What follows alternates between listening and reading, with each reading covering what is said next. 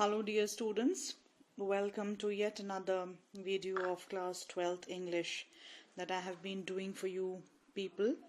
So this time the video is about this beautiful poem by a very romantic and sensuous and sensitive poet, that is John Keats. So A Thing of Beauty, written by John Keats, is what we are going to study today in this video. So the basic general introduction of the poet is given here, that John Keats was a British romantic poet, and though he was trained to be a surgeon, but he left the medical profession because he was deeply interested in poetry. He went to Rome finally, and he died in 1821, right? So Keats is one of the most important poets of Romanticism. When you talk about romance, when you talk about romantic poetry, so in the genre of Romanticism, Keats is renowned for his work. A very imaginative, sensitive, sensuous poet, worshipper of beauty, and he's content to give it expression in his poem. So his poetry is marked by sensuousness, imagery, and of course love of nature. So this particular poem, A Thing of Beauty, is basically an extract from the original poem Endymion. Alright, and in this poem Keats declares that a thing of beauty is joy forever. A joy even in the midst of diseases, sufferings, and disappointments of life. And he claims that this joy of beauty, came to him through his senses. And he drank in the beauty of the external world with all his senses. He was excited by the beauty of the external world and therefore sang out with wonder and delight. So, there are so many examples that he mentions in the poem which we will be studying in this video today. For example, the daffodils, rills, musk rose, etc. So there are all different objects of nature which provide joy to mankind. And this joy that comes through these things is forever. It's never ending. So the poem is in the form of run-on couplets. And through these couplets, Keats paints vivid word pictures. This poem abounds in words and epithets which evokes vivid pictures in the mind. Alright, so of course you would come to know here that what is the poem based upon. So it's based on a Greek legend in which, Endymion, who was a beautiful young shepherd and also a poet, he lived on Mount Latmus and he had a vision of Cynthia. Now, who was Cynthia? Cynthia was the moon goddess. And he was so enchanted by the beauty of Cynthia that he decided to seek her out, to find out where has she gone. And so he wandered away through the forest and down under the sea. But of course, we are not going through the details of Endymion, but because in our syllabus we just have an extract from Endymion, so we would stick to what has been prescribed in our syllabus and we would go through the explanation. So get ready, pick up a pen, pencil to make notes and pay attention as I read on and begin with the explanation. So Keats begins with very two interesting lines, and he says that a thing of beauty is joy forever. Its loveliness increases. So he says that a thing of beauty. Now children, when the poet says a thing of beauty, it could be anything that is beautiful. Of course, here he refers to an object of nature, and nature has so many beautiful things to offer. For example, the mountains, rivers, waterfalls, lakes, streams, forests, deserts, glaciers, oceans, endless things, flowers, everything. I mean, what gift or what blessing of nature are we going to ignore?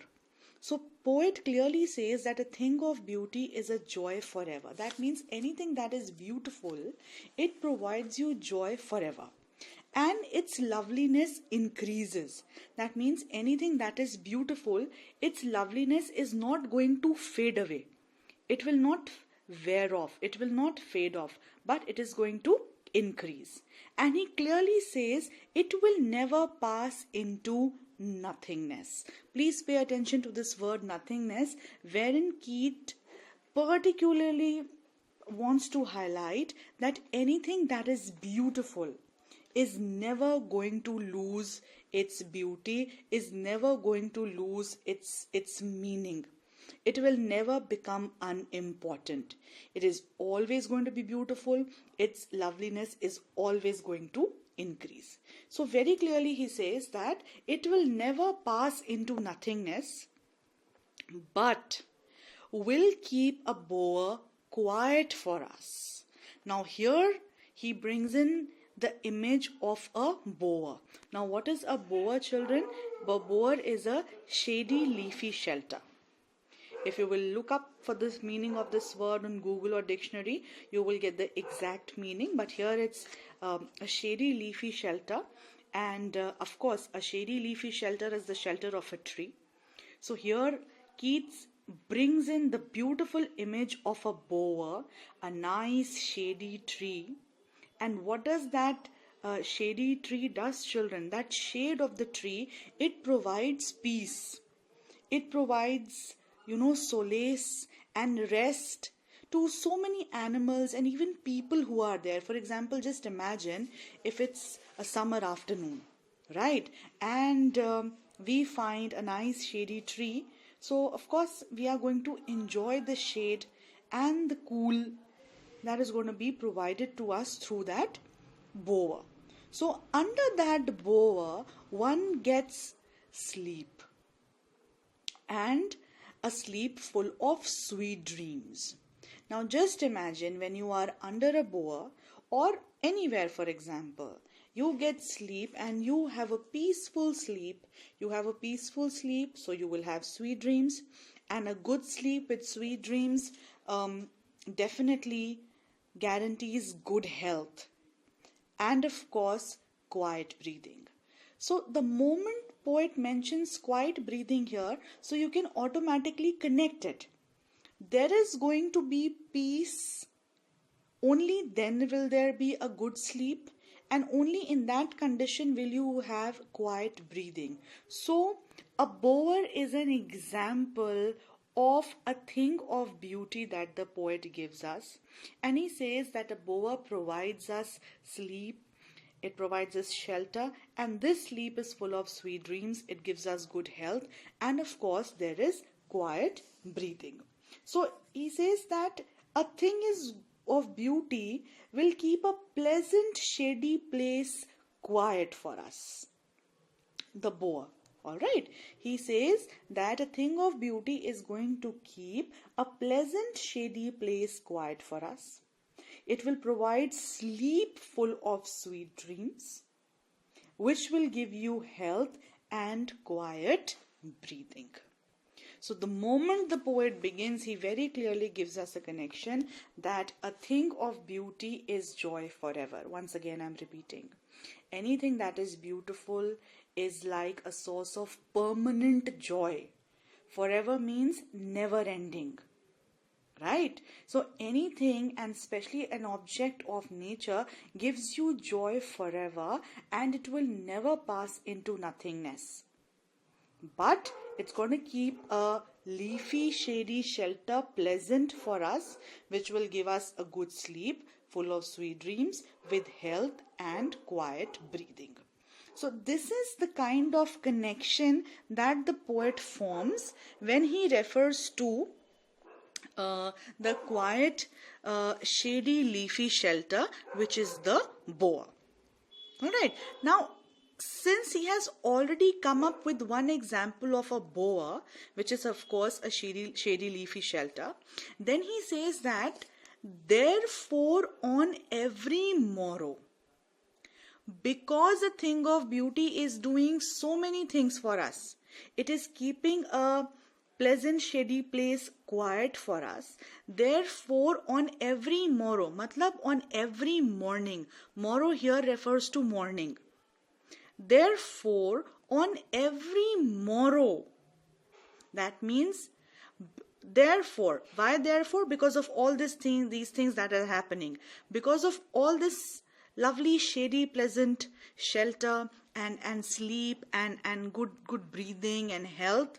So because we sleep so well, so every morning when we wake up and we look at the different shapes of beauty, for example, in the form of flowers, what do? We start reading. Therefore, on every morrow, that means on every morning, are we reading a flowery band to bind us to the earth? So he says that every morning we are surrounded by the beauty of a group of flowers which binds us to this earth. Binds us to the earth, matlab it connects us to the earth. Reading is like surrounding, we are connected. Every morning when we wake up, we see so many beautiful things of nature. And of course, you would agree, children, that flowers are such a delight. So no matter what all beautiful things you have, but if in one corner of your room, you will place fresh flowers, it just, enlightens the whole place, and it just brightens the corner and brings in so much of happiness. So it says that every morning, because we are surrounded by the flowers that we see every day. So these flowers, the flowery band, okay, these flowers create a band which bind us to the earth. Bind matlab, they connect us to the earth. So reading over here means surrounding, that we are surrounded by these things. And what are we surrounded by? We are surrounded by the beauty of nature. And what beauty of nature in particular? The poet is talking about flowers. He says that flowers are another example, because he says flowery band. So every morning when you get up and you are surrounded by such beautiful flowers, so what do these flowers do? These flowers kind of connect you with earth. Am I clear, children? So therefore, on every morrow means every morning, are we reading? Reading here means surrounded.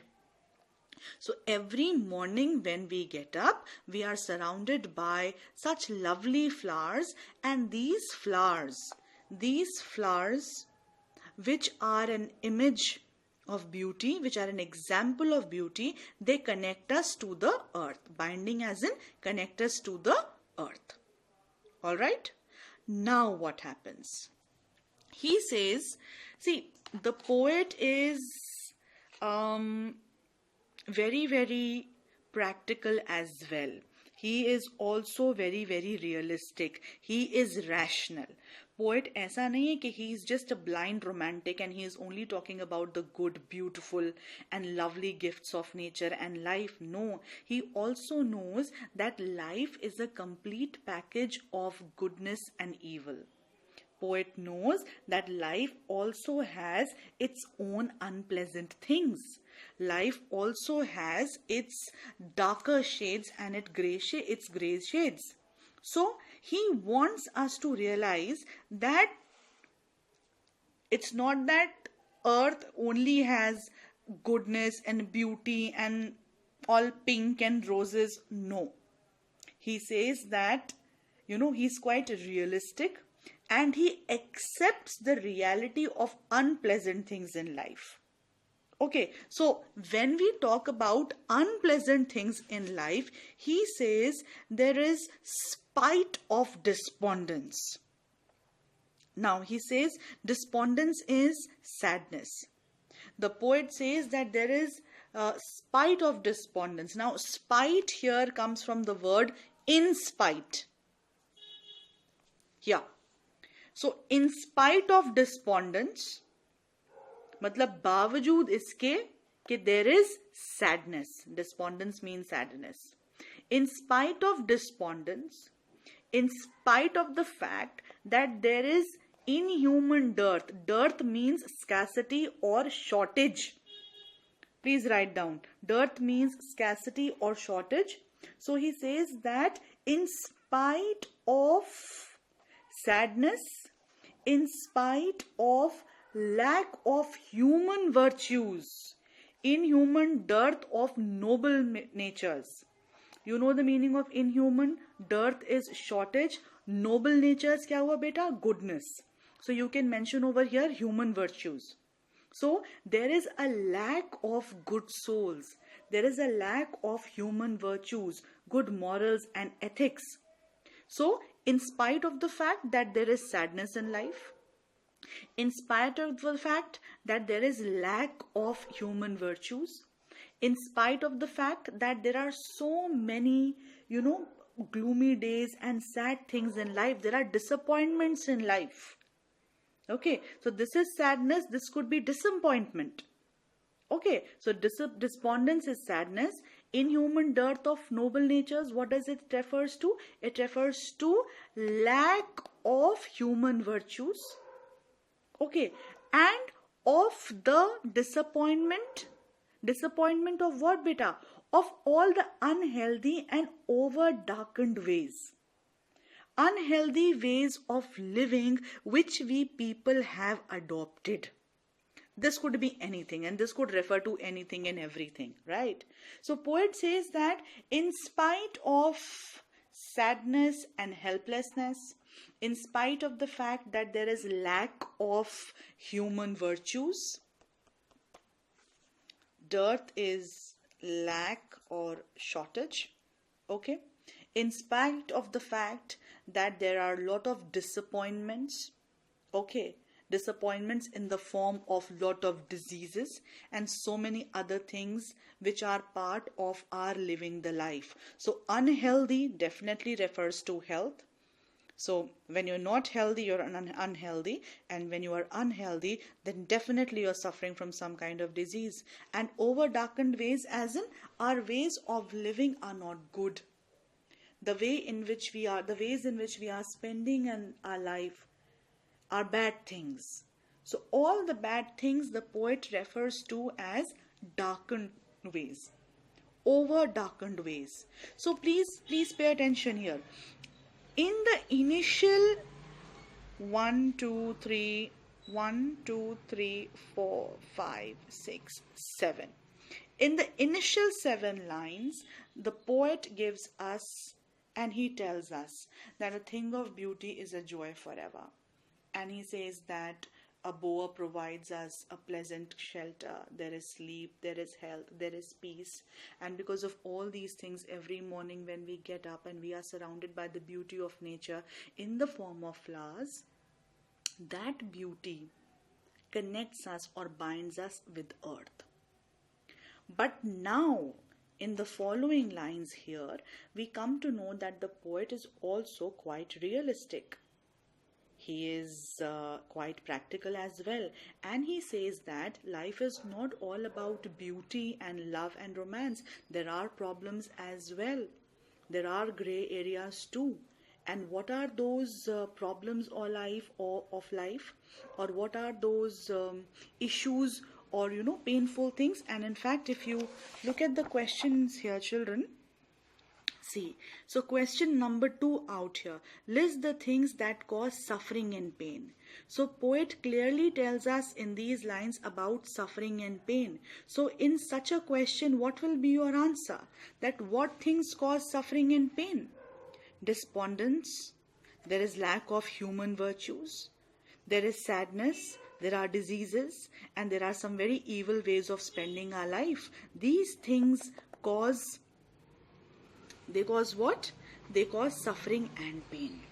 So again I get back to the lines. He says that in spite of all these things that cause suffering and pain, and here he says all these over darkened ways, they are made for our searching.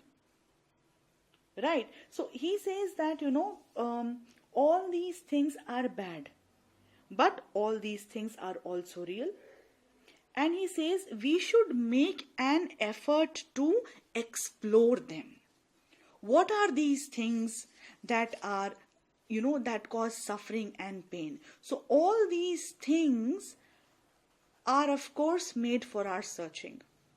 We should make an effort to find out what are the things that cause despondence, and of course this lack of human virtues. There are gloomy days, there are diseases, there are problems, and all these things are definitely made for our searching. We are supposed to look out for them.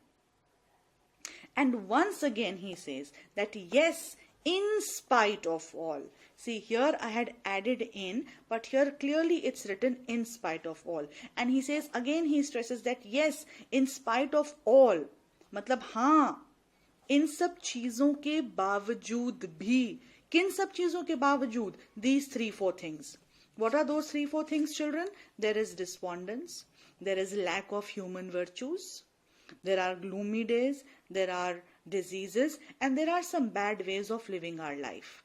In spite of all these 4 things, okay, in spite of the fact that there are so many problems and negativities and this and that, but in spite of all these things, the moment you see some shape of beauty, इन सब चीजों के बावजूद भी आप जैसे ही किसी बहुत ही सुंदर शेप ऑफ ब्यूटी को देखते हैं, which definitely refers to nature, what does it do? It moves away the pall from our dark spirits. Now see, please pay attention. He uses the word dark with spirits. And all these 3-4 things which cause suffering and pain are negatives. So they are supposed to be gray and dark. So he says, but in spite of all these negativities and problems and stuff, the moment you see any shape of beauty, what does it do? It moves away the pall from our dark spirits. Now what is a pall? A pall is like a shroud. Basically, it's a heavy cloth used to cover dead bodies. And typically, in Romans and everywhere else, it used to be of purple color. So a cloth which is used to cover dead bodies. So here it refers to a kind of negativity. What causes negativity to our soul? All these things. Sadness, lack of human virtues, number 2. Disappointments, number 3. Diseases, number 4. And some bad ways of living our lives, number 5. These 5 things in particularly cause negativity to our soul, and this negativity to our soul is represented by the word pall. And pall means a shroud, a cloth used to cover dead bodies, corpses, especially at the time of funeral. So, negativity is represented through this pall over our spirit. Obviously, literally तो वैसा नहीं है, but yes, it is imagery. ठीक, और but he says, बिल्कुल हमारे ऊपर ये negativity का कपड़ा सा रहता है. It is on our spirits that we are, we are controlled by the pall of negativity. But the moment you see any shape of beauty, it cheers you up. It just changes the mood. आपको एकदम खुश कर देता है. Right? That is why he says that a thing of beauty is joy forever. It cheers you up. It moves away the pall from your dark spirits. Fine, children? Now what he will do, the poet starts giving you certain examples of certain things of beauty of nature. And as I have marked them 1, 2, 3, you are going to do the same. So he says, such the sum. Okay, for example, some shape of beauty बोला था ना यहाँ. तो some मतलब कौन सा some? Which shape of beauty is he referring to? So he gives us examples. For example, such the sun. Number 1, the moon. They're all shapes of beauty, children, all gifts of nature. Okay, trees old and young. ये पूरा एक point है. Trees, some old, some young. And what do these trees do, children? They sprout a shady boon. पेड़ों से क्या मिलता है? पेड़ों की छाया मिलती है ना? और वो छाया कैसी होती है बेटा? It is like a blessing. Boon मतलब blessing. Under the shade of a tree, animals rest and relax. So These trees sprout a shady boon. Sprout matlab ugna. They create a shady boon. And for whom do they create a shady boon? Let us see here. For simple sheep. One simple example. For simple sheep, है ना, कि भाई पेड़ की छाया से किसको benefit हो रहा है? The sheep. One example is that. Okay. Then we come to the fourth example, that is daffodils. पहला example क्या हो गया था? Let us see here. We had sun, moon. Number 3, trees old and young sprouting a shady boon for simple sheep. And number 4 are daffodils. And such are daffodils. Daffodils are beautiful yellow flowers, children, with the green world they live in. Green world here refers to the beautiful green leaves and a kind of a field wherein they grow. Okay, so the fourth example of a shape of beauty is of the daffodils in the green world they live in. Right? The fifth example is of clear rills. And clear rills. What are rills, children? You will find it here in the book. Small streams of water. Over here. So the next example of nature's beauty is of clear rills. Streams of water. And what do these streams of water do? They create for themselves a cooling covert. What is covert? Please write down. Covert is an area of thick, low bushes and trees. An area of thick, low bushes and trees where animals can hide. That is covert. Okay, I hope you must have written it. So, what do these streams of water do? They are creating for themselves a cooling covert. A cool shady place for themselves against the hot season. Right? So, first we had the sun, then the moon, then the trees old and young. And what do the trees do? They sprout a shady boon, which means a blessing over here. And किसके लिए है ये blessing? For example, the simple sheep. ठीक? The next example is of daffodils, the lovely flowers. And then we have the streams of water. And what do these streams of water do? They create a cooling cover for themselves. Right? And in the hot season. Against the hot season, matlab beta, against. So you can add an A over here yourself. Against the hot season. So against here stands for against. Okay, now the next example, the sixth example he says is of the mid-forest break. Please pay attention to the spelling here. It is B-R-A-K-E. It is not B-R-E-A-K. There's a difference. और ना ही ये गाड़ी में लगने वाला break है. So what is this break, children? This break is, a bush, I would say.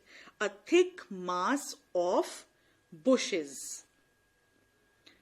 Thick. Now, in the middle of the forest, right in the middle of the forest, there is a mass of bushes. If you will Google this word, you will get the image. And please do it because it will help you to understand it well. When I was doing the online class, I had shared my screen and I had shown it to the students. For those of you who couldn't make it to the class, please refer to Google or to YouTube for seeing exactly what a break is. So the sixth example is of a mid-forest break. Mid-forest matlab right in the middle of the forest. बिल्कुल जंगल के बीचों बीच क्या है? There's a bush. Okay, there is a thick mass of bush. और इस thick mass of bush में क्या है बेटा? This thick mass of bush is rich with a sprinkling of fair musk rose blooms. Rich with the sprinkling matlab this bush is full of the fragrance of musk rose blooms. Musk rose is a variety of rose. Very beautiful, slightly peach colored, and pretty variety of rose blooms. Blooms matlab flowers, okay? So this mid forest break, matlab right in the middle of the forest there is a break. There is a thick mass of bushes, and this thick mass of bushes is full of the fragrance of what? Musk rose blooms. So if I take it back to the examples that the poet gives us, and see children, these are the examples, these are the things which you will mention in this question. List the things of beauty mentioned in the poem. So what are those things of beauty mentioned in the poem? Number 1, the sun. Number 2, the moon. Number 3, trees old and young sprouting a shady boon, which is a blessing for simple sheep. Number 4, daffodils in the green world they live in. And if you are smart enough, you would know, एक और poem में हमने ये green word पढ़ा था, denizens of a world of green. Aunt Jennifer's tigers refer to it as well. Then we have clear rills, we have streams of water, number 5, which for themselves are finding a nice cover against the hot season. And then right in the middle of the forest, we have a thick mass of bushes, and this thick mass of bushes is fragrant.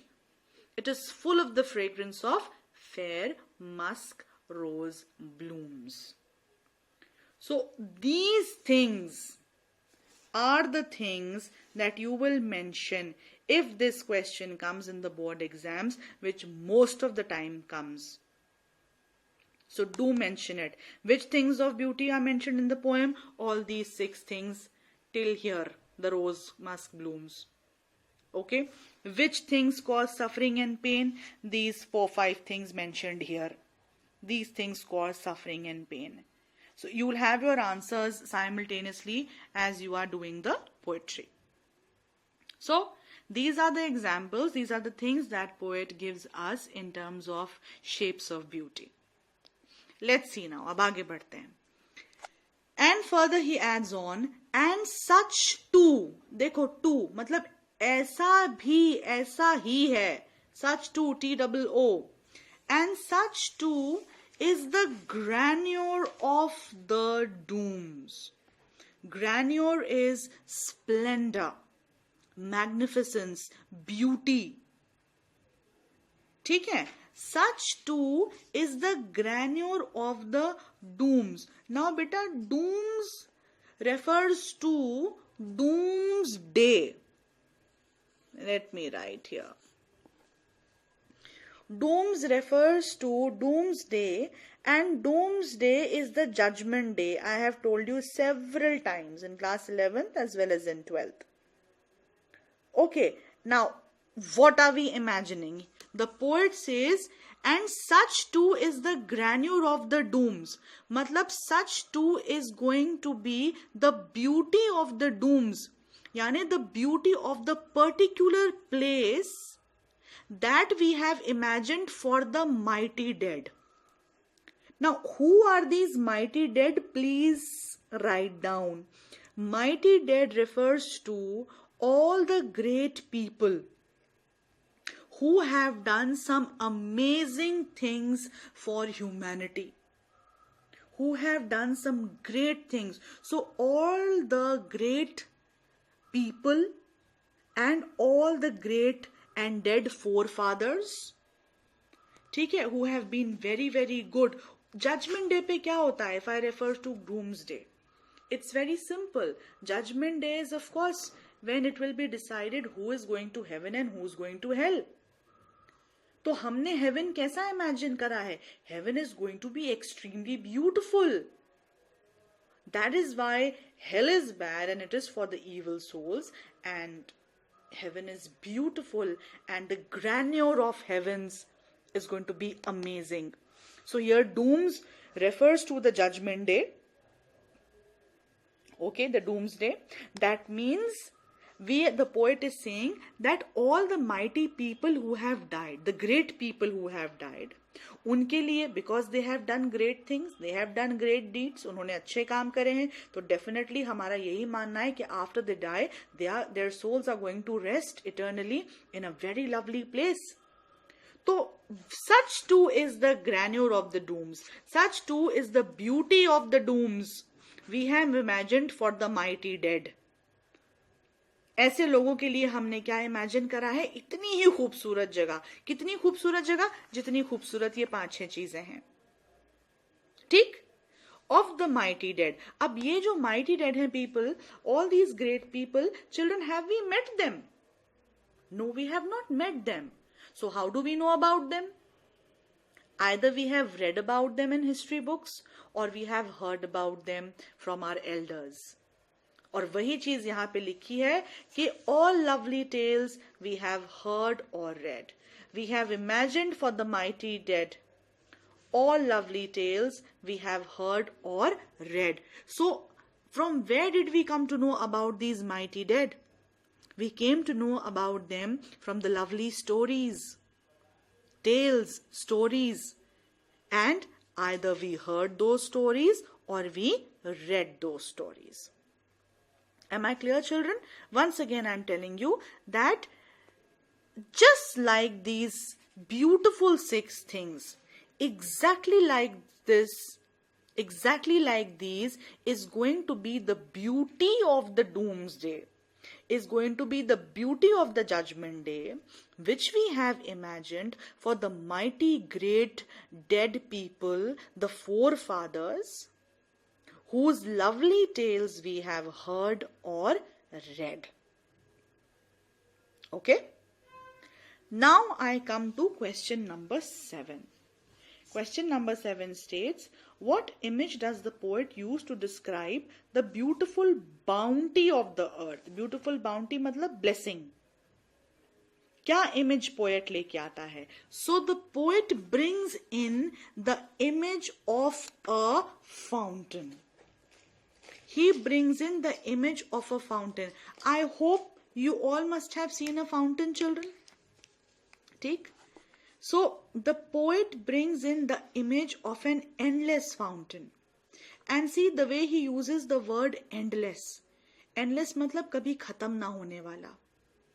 So the poet in the last 2 lines he is saying कि ये सारी जो things of beauty हैं, जो gifts of beauty हैं, right? All these examples of beauty which the poet has given us, ये सब कैसी हैं? How are they? So how are they, children? They are like an endless fountain. An endless fountain of immortal drink. Immortal. Mortal means something that dies. And immortal क्या होता है? That doesn't die. Okay? That lives on forever. So the poet gives us the image of the bounty of the earth as an endless fountain of nectar. Nectar. Nectar मतलब अमृत in Hindi. तो ये drink क्या है? It refers to nectar. And what is nectar, children? Nectar is the drink of the gods. Greek mythology हो या Hindu mythology हो, उसमें क्या कहा जाता है कि भाई भगवान क्या लेते हैं? भगवान तो अमृत पीते हैं. तो क्या इमेज है? An endless fountain of immortal drink, and this immortal drink is nectar. Right? The nectar of joy continues to pour from the heaven into our hearts. तो ये नेक्टर कहाँ से आ रहा है? मतलब ये सारी चीजें जो कि नेक्टर की तरह है हमारे पास कहाँ से आ रही हैं? हेवन से. भाई नेचर किसने बनाया है? Nature is created by God. There is some power out there who is responsible for the beauty of everything that is around us. So all these things are like an endless fountain. By think of it, children. From जब से we are alive or our parents are alive or our great grandparents were alive or the world has come into existence, these things of beauty are continuously there. Have the mountains disappeared? No. The mountains are there, rainfall is happening, snow is falling. Okay. There are trees, there are flowers, there are crops, there are animals, there is everything. Of course, man is damaging them in one way or the other, that's another issue. But here if you refer to it, तो ये तो endless है ना, खत्म तो नहीं हुआ ना. So, all these things, what's the image the poet uses? So the poet brings in the image of an endless fountain of nectar, which is pouring unto us, which is coming into our hearts. So this is a nectar of joy. The nectar of joy continues to pour from the heaven into our hearts. That is what he clearly says. And because it continues to pour, वो कभी खत्म नहीं होता, चलता जाता है, चलता जाता है, चलता जा रहा है. आगे भी चलता रहेगा, पता नहीं कब तक. और कब तक चलेगा? Of course, I think till doomsday. That is what the belief is, till the judgment day. So therefore the poet brings in the image of an endless fountain of an immortal drink. Immortal matlab the drink of the immortals, the gods, they never die. Right? What do they drink? They drink nectar. And it is from heaven. Brink matlab the edge. जैसे glass का as होता है ना, for example. सो यहां से ये सब it is pouring on to us. Don't judge me on my drawing. Alright? So it is from the brink, the edge of the heaven. From the edge of the heaven, the joy of nectar is pouring down into our hearts. And this joy of the gifts of nature is never ending. It is a permanent joy. और इसी joy को poet कहता है that a thing of beauty is joy forever. And that, my dear students, is the poem. So once again, I'll give you a quick revision. The poet says that a thing of beauty is a joy forever. It gives you happiness always. And its loveliness increases. Uski khubsurti, uski beauty, the feeling of joy it gives you, wo khatam nahi hoti hai. It always increases with time. It will never pass into nothingness. वो कभी भी useless नहीं होगा, fade away नहीं होगा, wear off नहीं होगा. But what will it do? It will keep a shady place pleasant for you. A bower, the shade coming from a bower, pleasant for you, which is going to provide you sleep, sweet dreams, health, and quiet breathing.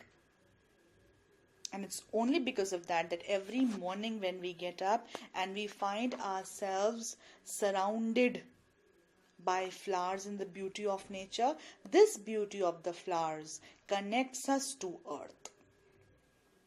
So the initial 7 lines all about the beauty of nature, but here we see that the poet is also quite realistic, and he says that there are certain things which cause us suffering and pain, and these things are the answer to question number 2.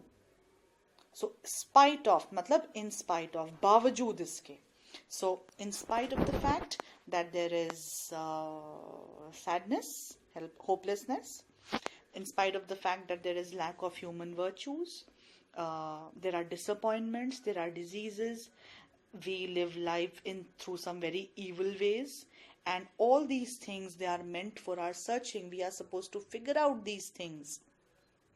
And he says, yes, again he stresses, yes, in spite of all these problems, all these things that cause us suffering and pain, the moment you see any shape of beauty, it moves away the pall. What is pall? Pall refers to negativity. It moves away the pall from our dark spirits. It cheers us up. Cheer up kar deta hai humko. Hai na? Some shape of beauty. So which shape of beauty? Then he comes up, the sun, the moon, trees old and young, sprouting a shady boon for the simple sheep. Then he talks about daffodils in the green world they live in. Then the clear rills, beautiful streams of water, and they are creating for themselves a nice cooling cover against the hot season. And then right in the middle of the forest, there is a thick mass of bushes. Brake is bushes, and these bushes are full of the fragrance of what? Fair musk rose blooms. And just as are these things of beauty, exactly like this is the beauty of the doomsday that we have imagined for our mighty forefathers, the mighty, the great dead people, the mighty heroes, okay, the great heroes who have done some great works for humanity, and all the lovely tales that we have heard or read about them. Yes?